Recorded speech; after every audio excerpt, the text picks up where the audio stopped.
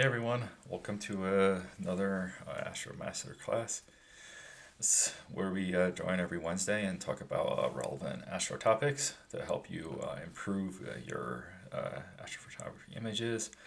More specifically, your wide field astrophotography images. You can get into a whole other level with deep sky imaging, which we don't cover here. But if you go to my other videos, you can definitely find like those topics there. And if you have questions about that, you can reach out to me and we can definitely have a discussion on that topic as well.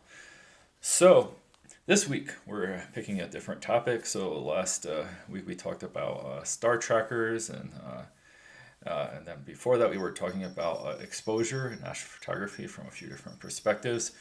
And now this week we're going to take a different topic more on the editing side of things. So, if you've gone through my social media, both here on YouTube and also on my Instagram, you can find videos both under growth galleries. You can find some of the video time lapses that I've shot while I'm out with my Astro setups in different locations, and so I wanted to spend some time today to go through the process for my time lapses.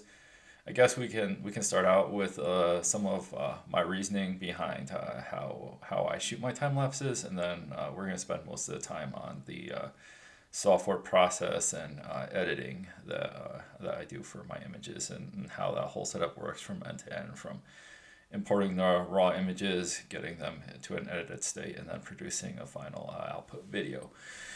So to start with my process for capturing.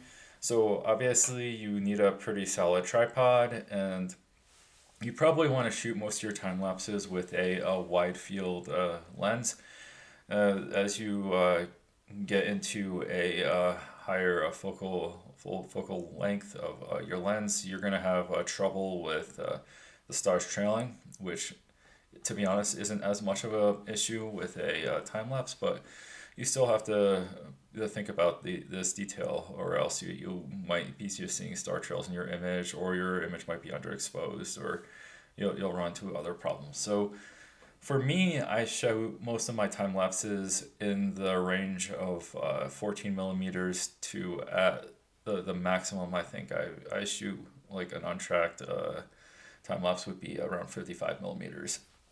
So the majority of the time, carry either my 24 millimeter lens or my 14 millimeter lens as a time lapse shooting setup. And so we'll look today at a time lapse that I shot with my 14 or 24 millimeter lens.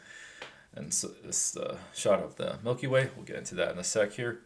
So let's talk for a second about how I think about the exposure on these images. So you definitely want to make sure that you're not like exposing for too long, so you don't have long star trails. It also depends on which part of the sky you're shooting, the cloud conditions. All of these things can affect the actual exposure. So there's a few ways to set up your exposure. So probably the most reliable way across all setups would be to run your camera in manual mode. And then if your camera has an intervalometer built into it, I would use that intervalometer. All my Sony cameras have the built-in intervalometer of up to 30-second exposures. So that's plenty of exposure for almost all of my time lapses. There's few exceptions, but for the most part, the 30 seconds is good. So with that in mind, right, especially for the wide field, the 24 or 14 millimeter, 30 seconds in a time lapse, you will not see that much trailing in the images, that the results will look good. So you have a little bit of flexibility with the rest of your settings for exposure. We talked about the other two, which are the aperture and the ISO. So most of the time with the aperture, you want to leave the aperture as open as possible with your lens, so you allow in as much light as possible. And then from there, I would recommend giving the ISO as low a value as you possibly can. while maintaining the sub 30-second exposures. And so a typical example of fixed settings might be like 20 seconds, aperture 1.4, and then ISO like 3200. That might be a reasonable setting to start with for your setup if your lens opens to that aperture. If your lens opens to f2.8, you can try that, right? That would be it'll be less light, but it'll probably be enough for you to be able to capture a reasonable time lapse with the similar settings, or maybe increase your exposure to 30 seconds. And so those are some example settings that you could use. I shoot my most of my recent time lapses a little bit differently because I'm trying to accomplish a couple different effects. So one of the things that I'm trying to accomplish with a lot of my time lapses is to account for varying brightness during the time lapse. So maybe the moon is setting or the moon is rising, or I want to shoot the time lapse into the Astro, like the dawn time period. And in order to do that right, you would have to vary your exposure settings. And so what I found to allow for the greatest range of exposure across a time lapse is to allow the camera to do light metering when the in the aperture priority mode, so that the shutter can vary. And so the amount of light that you allow in through a longer shutter speed versus a shorter shutter speed allows for a greater dynamic like lighting range, if you will, from like the dark when there's no moon and you're just capturing the sky to the sun is rising, right? And if you want to have a reasonable exposure across all of these different levels of brightness, you need to make sure that you're having a variable setting in this way. So obviously you could run everything in a manual setting mode and have as the sun rises or the moon sets or whatever, you can manually go over to your camera and change the settings. But a lot of times at night, I just want to sleep, so I don't want to be there manually adjusting all of my settings so I can get them right. So when you're running into running the metering mode in your camera, like you might see some variability. So if you look at my time lapses, like all the recent ones that I posted, you will see some flickering, if you will, in the lighting. And so this is a result of me using these variable shutters. So sometimes the metering will switch from, like, say all the exposures are like 20 seconds, and then suddenly one of the exposures will flip to like 25 seconds. And then everything go back to 20. So then when you're playing the video back, you'll see a little bit of a flicker up and down in brightness of the images every so often when the metering changes the shutter speed. But like this can probably be edited in post-processing to fix for any of this if you want to. If you want to use something like what was it, LRT, the Lightroom time-lapse tool, which I have yet to invest the time and money into. I will probably at some point. You probably can fix these sort of things pretty easily in that tool. But with just my like the primitive process I'm going to show you here, where I just edit all of my photos and then create a video out of it, like it doesn't cover that. So that's one downside of using non-fixed camera settings. So yeah, that's a little bit about how I think about my capture settings. One other thing, right, when I'm shooting in the aperture priority mode, I want to make sure that my lens is wide open, and that I'm probably, for most Milky Way or sky time lapses, you want to, at least for my Sony cameras, you want to overexpose by like 1 to 2 stops, possibly up to 2, definitely 2, 1.7 to 2 is usually in the range where I would shoot my time lapses for the exposure. And so you might think that this would be super overexposed, but if you look at the images that actually get captured, they actually are pretty close to exposure. So we'll take a look. I can't remember exactly what my settings were for the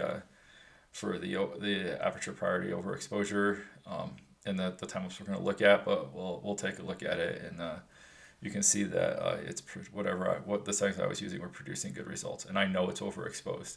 because the sunrise part of the time lapse, the everything is overexposed.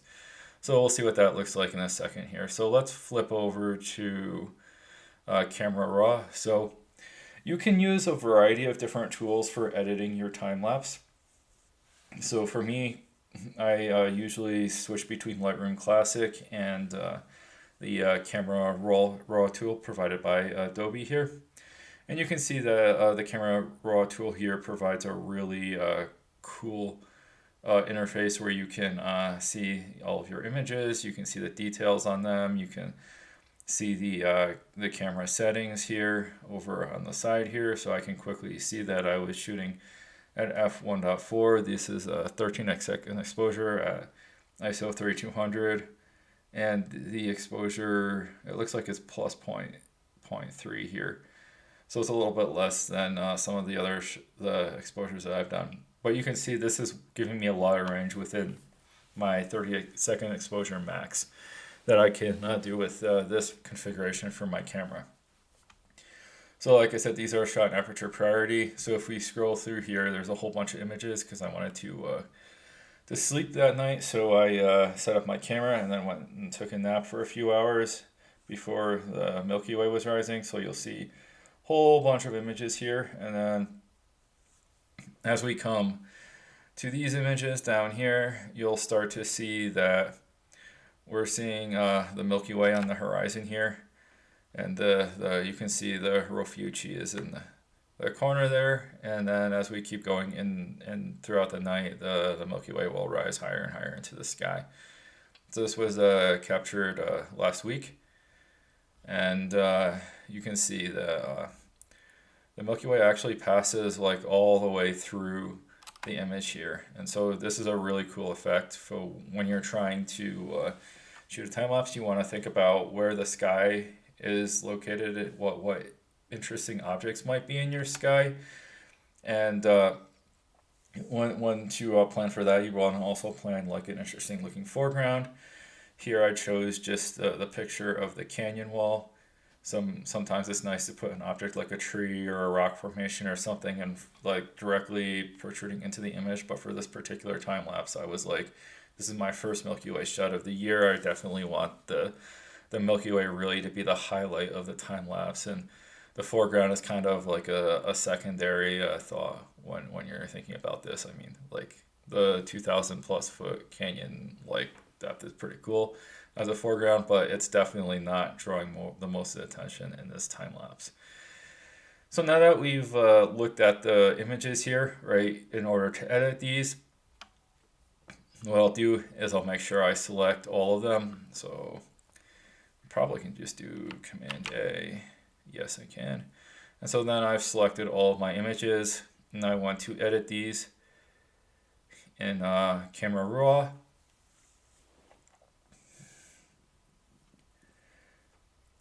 And so for my reference image, I probably want the reference to be in the Milky Way. So what I do for a reference image is I'll pick an image here, I'll edit it, and then I'll synchronize those settings to all the other images, and we'll talk about exactly how you do that.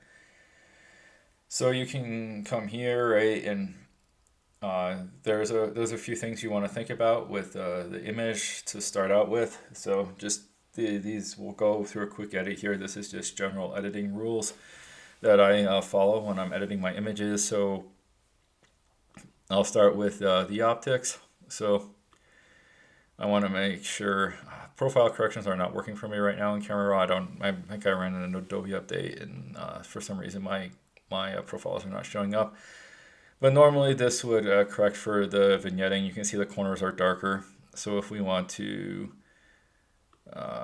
remove chromatic aberrations, and if we go to manual, you can see I can brighten the corners of my image a little bit to correct for the vignetting from the lens. So something like this. If I want to zoom in, I can see if there's any bad chromatic aberrations on any of the stars, which at this point I don't see anything that looks too terrible. The stars look pretty pinpoint and clean in this image. So once we've got the optics taken care of, we can go to the detail here. I don't usually use sharpening on any of my images, but I will use some luminance and color noise reduction. Since these are relatively clean images, I'll just do that. And then I can double check how that affected the Milky Way. So yeah, very subtle. And for a time lapse, you might actually not even need to worry too much about that, because no one's going to be able to really see the details. If you're producing like a 4K output image result, the amount of resolution that you're using for the video is really not going to show probably any of the noise. So then we can go through just the normal edits, like here in the lighting and the color and the effects. So let's see, maybe depends on what you want to do here. We can bump the whites up. That'll increase the lighting in the Milky Way area. Probably increase some contrast here a little bit. And then I like using the effects for contrast as well. And some people might not like that, but I really like adding some clarity here. If you go too far, it looks like there were some clouds on the horizon. Like if I go too far with my clarity, it kind of removes the detail on the horizon. So I want to be careful not to create too much clarity with that. You can add more structured detail to some parts of your Milky Way with the texture if you want to. That's a personal preference thing, as with all these edits. And then you can also dehaze, which will highlight the Milky Way more. Again, personal preference. Be careful not to go too much on any of these settings. Excuse me, I'll have to drink some water.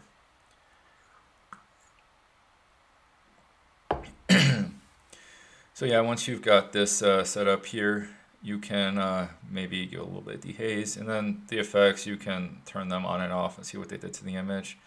So overall, I like the increase in contrast between the dark parts of the image and the light parts.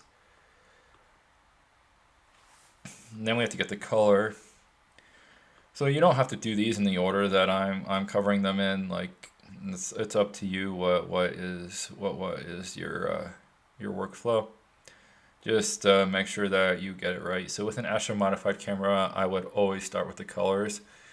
With this time lapse, it was just with a standard Sony A7 IV. The colors are pretty close to accurate to start with, so you don't need to spend as much time focusing on them. Also, if you want to speed up your workflow, I highly recommend creating presets. So normally I would probably start with a preset which would get me close to where I'm going to go with the edit, and so that way I don't have to work through each of these settings every time. I'll just look at the results from my preset and then adjust the brightness of the image, and then make other small changes for that specific image set for the time lapse. So let's just do something like this. So you can have all sorts of creative freedom here, right? So you can kind of see it's a little bit purple in the corners there. And there's a little bit of green over here. I'm not sure if that's just camera noise on the or lighting on the horizon, or if that's a remnants of the air glow that was in the beginning of the set of images that we as we looked at it. You could, if you look closely, that it was pretty green. So that was definitely some air glow in the images. So let's say this is the basic edit. I think the sky is pretty close. So now let's say I want to make some other changes. I think the maybe the foreground is too dark. So I'll mask the sky. I'll invert the mask. And then let's say I want to increase the brightness of the shadows in the foreground a little bit. You don't want to get too carried away with this, because if you do that, then you lose the lighting and contrast. But I think a little bit more detail, right, in some of the highlight areas on the rock here in the canyon looks pretty cool, if you want my opinion. So therefore, we don't want to. I think that looks pretty good there. And then let's see. And then you could also mask the sky and make some edits on the sky as well here. So let's say, I don't know what happened here. All right.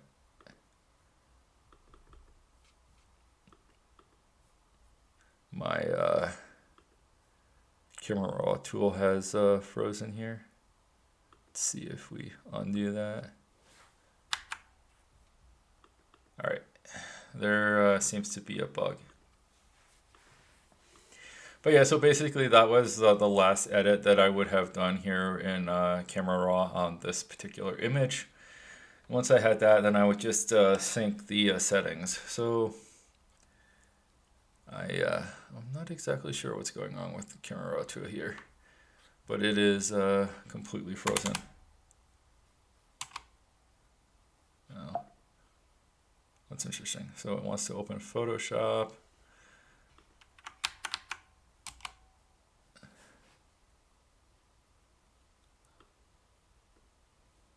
All right, so I think we're gonna have to force quit Adobe Bridge here and maybe start over quickly, but we'll go quickly over it. All right, so I have quit the Adobe Bridge tool. I will reopen it, and we're gonna avoid the masking edits. So yeah, if anyone from Adobe is watching this, if you know what is wrong with the Camera Raw tool and why it freezes on me with the masking edits, like I would really appreciate getting that fixed, because that has been causing some issues for me on several different occasions now. So all right, cool. We are back in Camera Raw though. So if we go to Camera Raw, we go to my images that I shot the other night, and we will quickly probably just apply a preset edit, and then I'll show you how to sync the settings between the photos. Where is it here? Not that.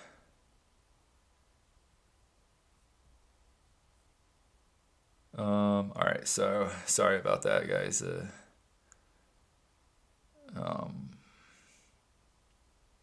I am not remembering exactly what the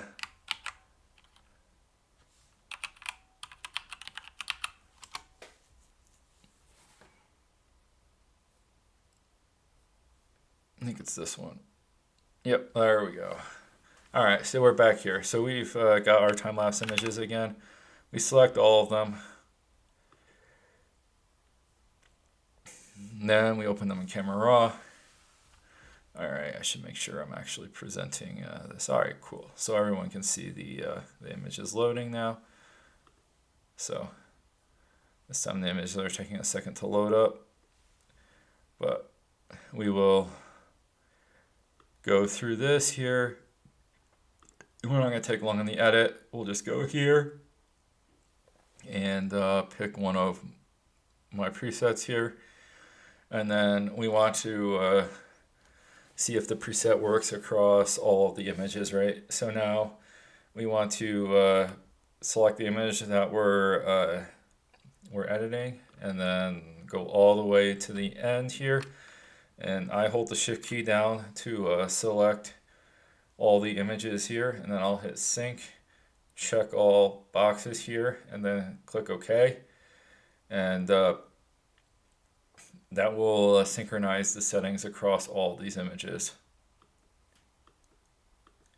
And that'll take a second, and you can see that it's synchronized across all these settings. And so you can see over time the brightness.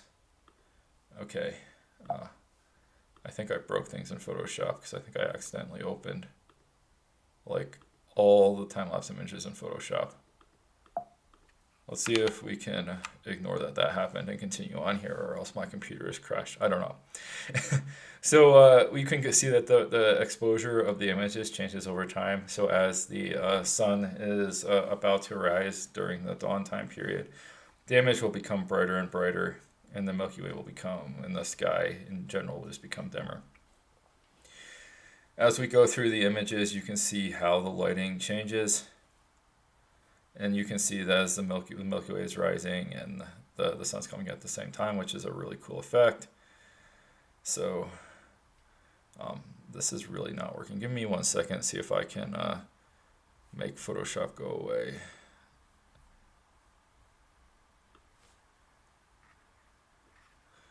And if we can do that, maybe everything will start working again. All right, cool. So you can see as the sun rises, you've got this effect on the images here. So I'm gonna say this looks okay to me. I'm happy enough with the results. I mean, oh my goodness, look at that. You can see, look at all these satellites that are become visible when the sun is rising. So the sunlight shines over the horizon, hits the satellites, and then they become visible. It's like it's a kind of a cool effect, and also kind of an annoying effect because it kind of mars all of your images beyond just the normal plane traffic that you might capture in your images. But it's interesting that you can see all of these details. So now that we've gone through some of these images here, and it appears that let's see, these are edited, and we'll come to the end of the settings here. I should have remembered what number image it was that I started with. But basically all of these images have the new settings applied to them. And we'll come to the ones that aren't edited, and then what we'll do is we will follow the same process that we just followed. Actually, we can just select this image, go all the way to the beginning here, select that, and then synchronize all the settings. And that'll take a second to synchronize, and then we have to make sure that we like the results here for this. And so you can see that the images at the beginning of the night were significantly brighter, and there was a significantly green hue to them. And we can tell for sure if the green hue is real in the sky or if it's an editing artifact by looking at the whites in the foreground. So if you hover your mouse over the area that you want to check, and then you look up here in this corner here, you'll see the actual red, green, and blue values of the specific pixels.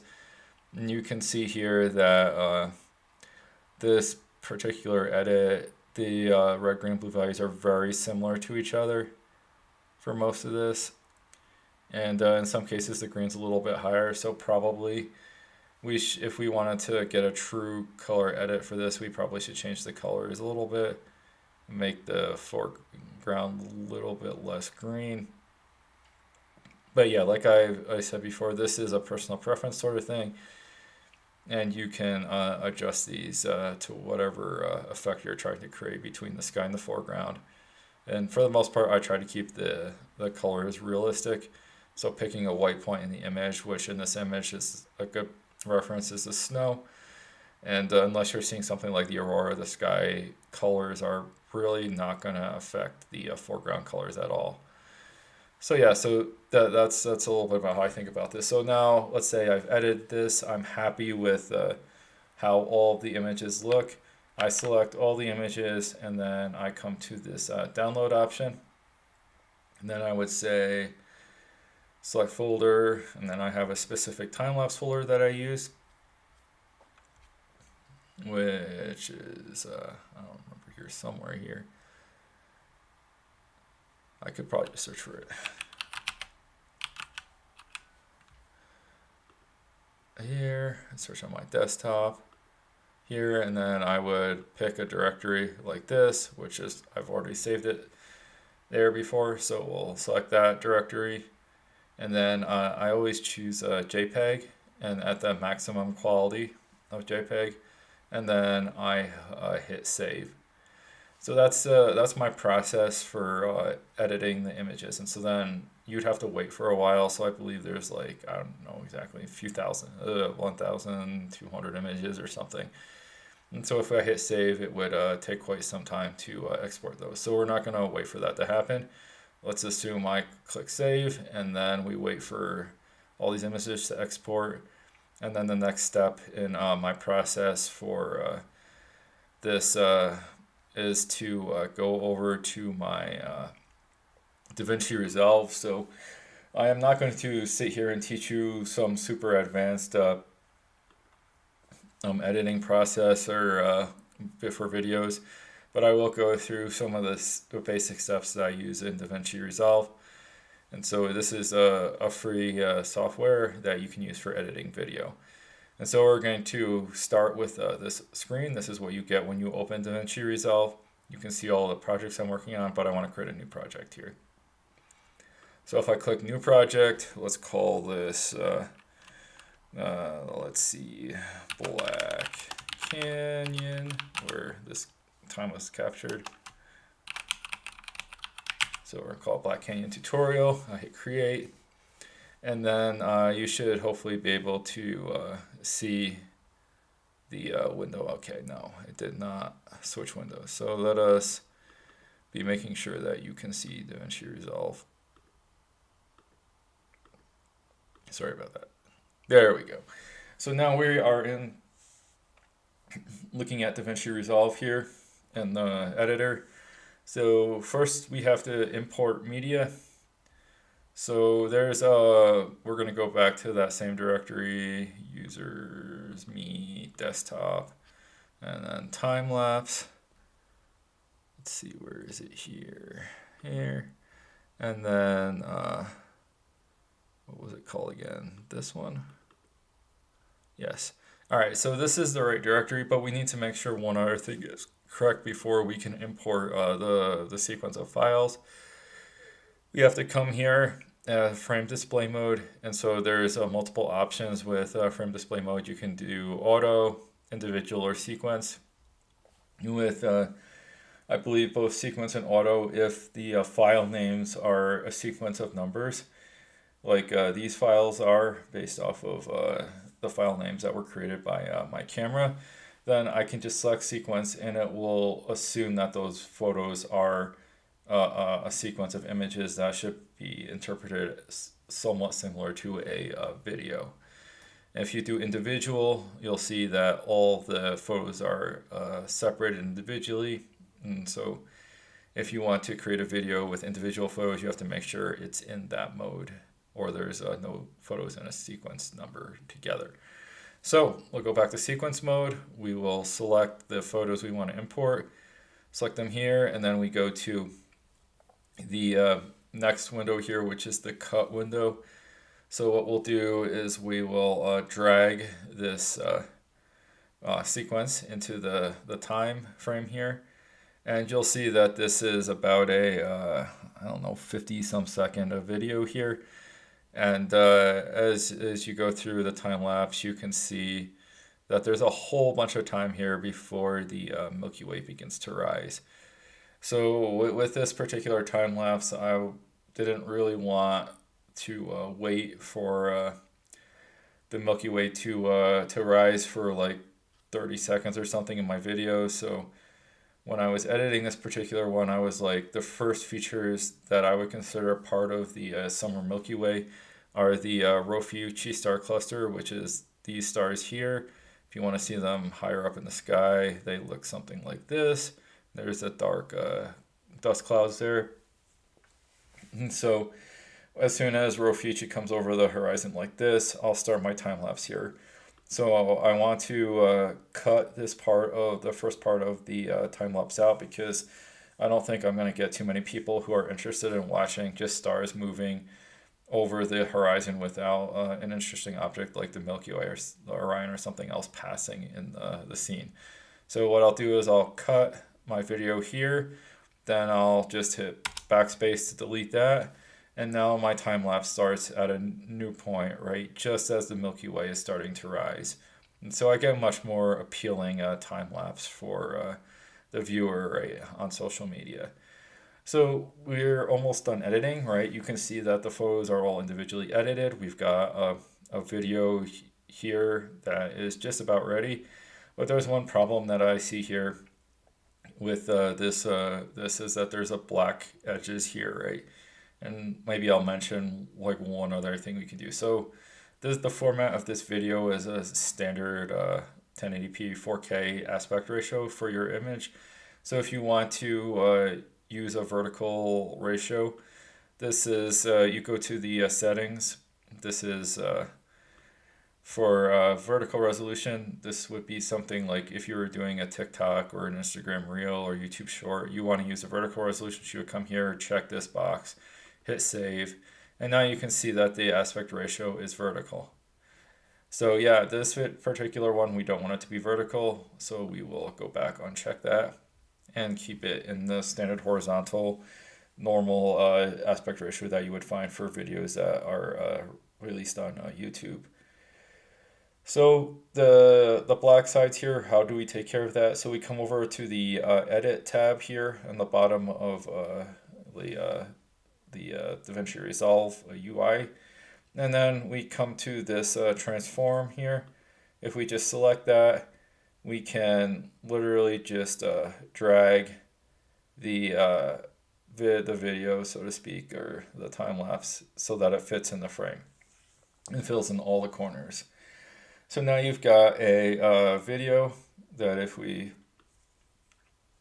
scroll through it, you can see that the video is covering the entire frame, and you can see it goes from beginning to end. And so I guess one other thing is if you go to the transform here, maybe you want more of the sky visible, so then you could just drag the sky down here like this, and then a third of the frame is the foreground and more of the frame is the sky. Or if you want the opposite of that, which would be more foreground, you just drag the foreground up here, and then you end up with a time lapse with more foreground and less sky. So that's just kind of how the basic transform function here works. So then once you've got that, I would say you're pretty close to having a good time lapse. And then I skip all the editing sections here. You can do specific edits on the photos, but since I've already edited them, right, I'm happy with the colors and lighting and stuff, contrast, whatnot. You could edit here, colors and sound. I guess one thing to note is when you're editing here, you can also import audio to go here. Make sure you're following all the copyright laws. I have a subscription where I get all my audio from, so that I can ensure that any audio that I'm including is actually like legal, and everyone is getting paid properly for their copyright on the music. So then I would just come here, import that, drag it into the timeline here, and then I could add the sound however I can cut it however I want to the video. So I'm not going to show that here, but like that's another possibility if you want an audio track to go along with your video. If you're speaking over the video with your voice, I recommend you probably should like normalize the audio levels and stuff, but that's a different discussion for a different video. So that's how the whole process works with editing. Now I want to produce a video. So I'll select a location on my computer. I'll say movies, and we're gonna say like Black Canyon tutorial, and then I'll save that. And so we'll look at the different settings here. This is 4K, and obviously if you're using vertical resolution, that should be the settings that we looked at from the settings menu should be reflected here. And then you can choose the frames per second for your video, 24 or 30.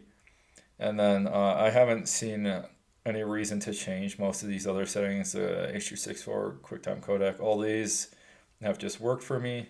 Then I would add to render queue here, and then click render all, and it will go through my time lapse here, which is like 32 seconds long. And yeah, my computer will be pretty quick about processing this, but you can see that it'll go through here and it will produce a final time lapse. And yeah, so if we want to wait for that for a second here, let's see. While we're waiting, let's see if we can get a different window shown here. Let's see. Because I want to show you the final. All right, cool. So,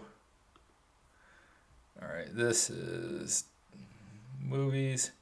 I'll come here, and then we should be able to, as soon as the processing completes, we should be able to show you the video. All right, so this Black Canyon tutorial here, if I bring it up, you can see this is the final time lapse.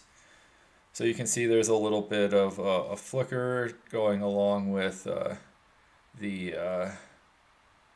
video here because of the variations in exposure due to the aperture priority mode that I'm shooting in. But overall, I would say this time lapse turned out pretty well, and you can see a lot of satellites and stuff going by over here as the sun begins to rise and the light is shining off of them. It's actually pretty crazy to look at those details there. Yep, and so you can see that it just fades into the dawn time, and yeah, that's basically my process.